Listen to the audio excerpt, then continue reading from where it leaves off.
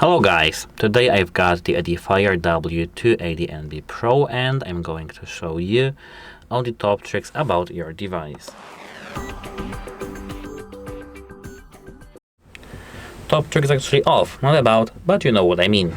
Here, as you can see, the first top trick is that we've got the application. So, in this application you can manage everything. This application is called the EDIFIER Connect. And now let's start with all of the features of this application. Here, as you can see, we've got game mode. The game mode is the low latency mode. It decreases the quality of the sound to improve the Bluetooth quality. That's a very good deal actually when you want to play some games.